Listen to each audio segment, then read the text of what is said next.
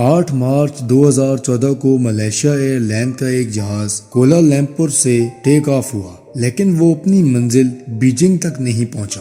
آج تک کسی کو بھی یہ معلوم نہیں پڑا کہ یہ جہاز گیا تو گیا کہاں، لیکن پورے 8 سال کے بعد فائنلی اب ایک امید ملی ہے کہ یہ جہاز اس وقت کہاں موجود ہے۔ ہسٹری ٹیگر کی ویڈیوز میں ایک بار پھر سے خوش آمدید ناظرین۔ یہ بات ہے 8 مارچ 2014 کی، یعنی آج سے تقریباً 9 سال پہلے کی۔ ملیشین ایئر لائن کے ایک جہاز فلائٹ MH370 کو ملیشین کیپٹل کوالالمپور سے ٹیک آف کر کے چائنا کے کیپٹل بیجنگ تک جانا تھا۔ اس فلائٹ میں 2 پائلٹ، 10 کیبن کرو اور 227 مسافر موجود تھے، جن میں سے زیادہ تر مسافروں کا تعلق چائنا سے تھا۔ دونوں پائلٹ انتہائی ایکسپیرینس تھے، جن میں سے 53 سالہ پائلٹ کیپٹن ظہیری احمد شاہ کو 33 سال کا فلائٹ ایکسپیرینس تھا، جبکہ 27 سالہ نوجوان پائلٹ فریق عبدالحمید کو ایک جونیئر پائلٹ تھے، جن کو 7 سال کا فلائٹ ایکسپیرینس تھا۔ اگر اس پلین کی بات کی جائے تو 11 سال پرانا 777 بوئنگ جہاز تھا، جس میں نہ ہی کسی قسم کی پرابلم تھی اور نہ ہی ماضی میں یہ جہاز کسی میکینیکل اور الیکٹریکل حادثے کا شکار ہوا تھا۔ بتانے کا مین مقصد صرف اتنا ہے کہ یہ فلائٹ ملیشیا اور چائنا کے درمیان چلنے والی بالکل نارمل فلائٹ تھی، جو کہ 5 گھنٹے اور 34 منٹ کی پرواز کر کے ملیشیا سے چائنا یا چائنا سے ملیشیا جاتی تھی۔ لیکن آج کا دن اس فلائٹ کے لیے کسی بھی طرح نارمل نہیں تھا، بلکہ یہ اب نارمل سے بھی بڑھ کر کچھ تھا۔ بے شک فلائٹ MH370 5 گھنٹے اور 34 منٹوں کے لیے پرواز کرنی تھی، مگر ٹیک آف سے پہلے اس میں ضرورت سے زیادہ فیول ڈالا گیا، جس سے وہ 7 گھنٹے 41 منٹ تک پرواز کر سکتی تھی، یعنی اپنی ریکوائرمنٹ سے بھی 2.25 گھنٹے زیادہ۔ ایسا کرنا بھی ایئر لائنز کی ایک روٹین ہوتی ہے، تاکہ اگر پلین کو خراب موسم یا پھر کسی بھی ایمرجنسی میں کہیں اور ڈیوائیڈ کیا جائے تو اس کے ایکسٹرا فیول موجود ہو۔ یہ دن تھا 8 مارچ 2014 کا، اور رات کے 12:42 پر فلائٹ کوالالمپور سے ایک ٹریفک سگنل کنٹرول سے ڈائریکٹ کانٹیکٹ میں تھی۔ ٹیک آف کرتے ہی جہاز اپنی ڈائریکشن ساؤتھ چائنا سی کی طرف کر دی، اور ٹھیک 20 منٹوں کے بعد یعنی رات کے 1:09 پر جہاز میں لگے ٹرانسفارمر نے اپنی correct location GPS Kuala Lumpur traffic control سے ڈائریکٹ لوکیشن بھیج دی۔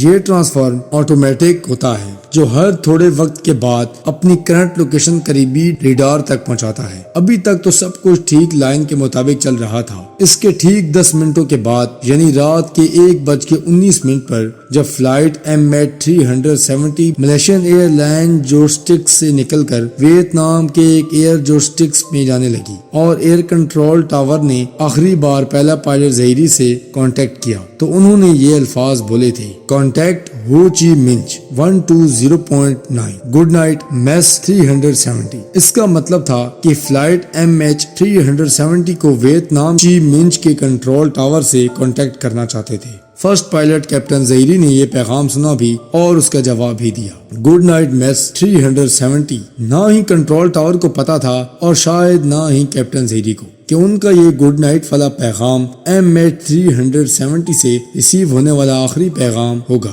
یہ وہ وقت تھا جب فلائٹ کو ٹیک آف کیے ہوئے اب پورے 37 منٹ گزر چکے تھے۔ اب نارملی ہوتا یوں ہے کہ پلین جب تک اپنی منزل تک نہیں پہنچتا وہ اپنے راستے میں آنے والے کسی بھی ایئرپورٹ کے ٹریفک کنٹرول ٹاور سے کانٹیکٹ میں رہتا ہے، اور یہاں بھی کچھ ایسا ہی ہونا تھا، لیکن سب کچھ جو یہاں نارملی چل رہا تھا وہ اب نارمل ہونا شروع ہو گیا۔ جی ہاں، اپنے آخری پیغام کے ٹھیک 3 منٹوں کے بعد یعنی رات کے 1:21 پر فلائٹ MH370 اچانک ریڈار سے غائب ہو گئی۔ KL ٹاور کے لیے بالکل نارمل تھی، کیونکہ انہوں نے یہ سمجھا MH370 اب ویتنام میں داخل ہو گئی ہے، اسی وجہ سے ان کی ریڈار سے غائب ہو گیا ہے۔ لیکن جب ہو چی منچ کے ٹاور نے MH370 کو اپنے ریڈار سے غائب ہوتے دیکھا تو ان کو کچھ گڑبڑ لگی۔ انہوں نے فوراً کیپٹن کی خیریت پوچھنے کے لیے وائرلیس کیا تو آگے سے کسی نے کچھ بھی جواب نہیں دیا۔ اگلے 18 منٹوں میں ہو چی منچ ٹاور میں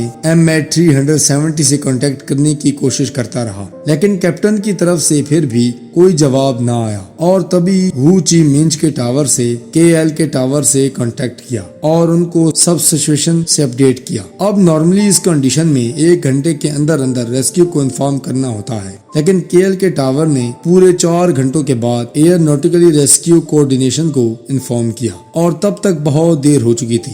صبح کے 6:15 ہو چکے تھے اور یہی وہ ٹائم تھا جب MH370 کو بیجنگ میں لینڈ کرنا تھا، لیکن ایک امید تھی کہ شاید اپنے وقت پر جہاز لینڈ کر جائے، لیکن وہاں پر بھی کوئی اچھی خبر نہ آئی۔ خیر صبح کے 6 بجے ٹھیک اس جگہ سے جہاں پلین غائب ہوا تھا وہاں ایک سرچ آپریشن سٹارٹ کیا گیا، جس میں 17 ملک کی 34 شپس اور 28 ایئر کرافٹس نے فلائٹ MH370 کو گلف آف تھائی لینڈ اور ساؤتھ چائنا سی کے بارڈر میں ڈھونڈنا شروع کر دیا، لیکن بدقسمتی سے وہاں پلین کا نام و نشان تک نہ ملا۔ اس وقت تک پورے دنیا کو اس حادثے کا پتہ چل گیا تھا۔ T V news, web sites اور سوشل میڈیا سب کے سب یہی خبر دکھا رہے تھے۔ اس دوران کئی ملکوں کی ریسرچ ٹیم بھی اس ریسرچ آپریشن کا حصہ بنی۔ پلین کا اچانک تمام ریڈار سے غائب ہونا واقعی کسی کو بھی ہضم نہیں ہو رہا تھا، اور اگر وہ اس ایریا پر سمندر میں کریش بھی ہوتا تو اتنا بڑا جہاز ہے، کوئی نہ کوئی چیز پانی میں تیرتی نظر آتی۔ اگلے پورے 4 دن تک یہ سرچ آپریشن چلتا رہا، پر کہیں سے بھی کوئی اچھی خبر نہ ملی۔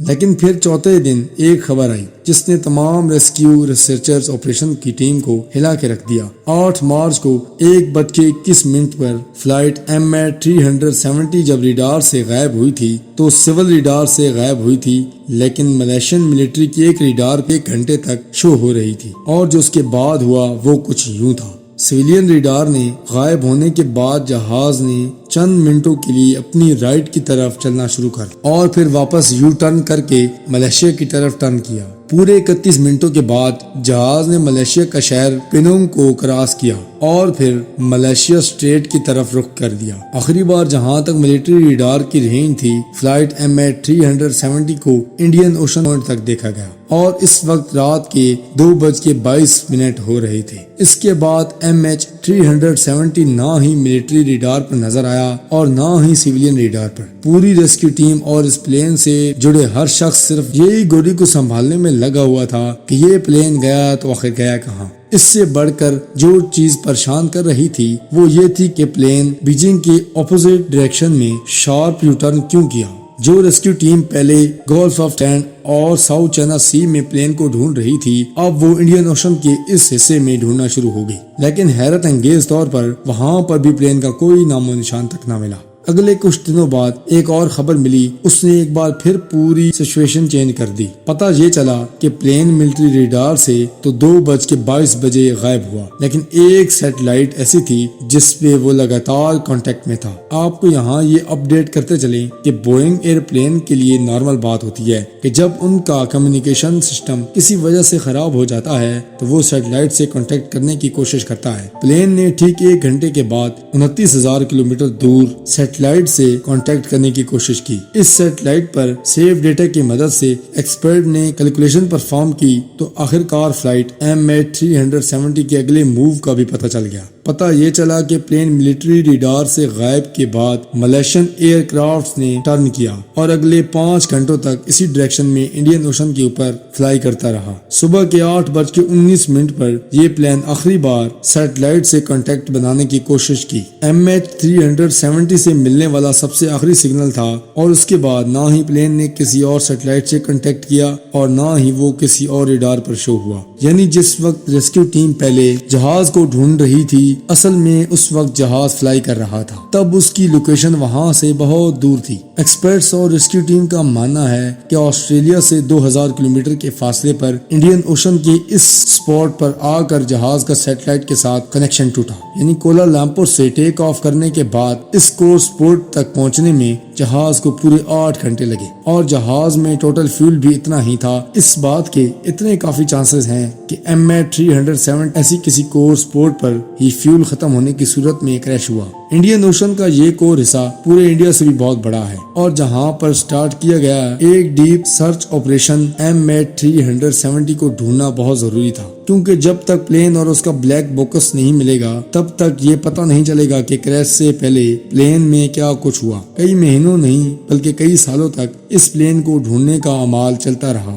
لیکن یہاں پر بھی پلین کا کوئی سراغ نہ مل سکا۔ 3 سالوں کے بعد ڈیپ سی آپریشن کو ختم کر دیا گیا، جن میں $160 ملین سے بھی زیادہ خرچہ ہو چکا تھا۔ سرچ کے دوران پلین کا تو کوئی پتہ نہ چل پایا، لیکن 2015 میں یعنی پلین کے غائب کے 1 سال بعد اس کا رائٹ فلیپرن تیرتا ہوا آئلینڈ آف ریونین کے ساحل میں جا پہنچا۔ یہ پلین کا وہ حصہ ہوتا ہے لینڈنگ کے دوران پلین کو لینڈ کرتے وقت کام آتا ہے۔ جب ملنے والے فلیپرن پر تحقیق ہوئی تو ایک خوفناک حقیقت سے سامنا ہوا۔ ایکسپرٹ کا ماننا تھا کہ جس وقت یہ پلین پانی میں لینڈ ہوا تب یہ فلیپرن ایکسیڈنٹ نہیں تھا، جس کی وجہ سے ایک خوفناک دھماکہ ہوا اور جہاز کے 200 ٹکڑے ہو گئے۔ ابھی بھی کئی سیلوں پر اس پلین کے پارٹس ملتے رہتے ہیں، لیکن آج تک اس پلین یا اس میں بیٹھے ہوئے مسافروں کا کچھ پتہ نہ چل سکا۔ MH370 میں آخری وقت کیا ہوا یہ کسی کو بھی معلوم نہیں۔ کچھ لوگ سوچتے ہیں کہ پلین ہائی جیک ہوا تھا اور کچھ لوگ کہتے ہیں کہ الیکٹریکل فیول کی وجہ سے جہاز کا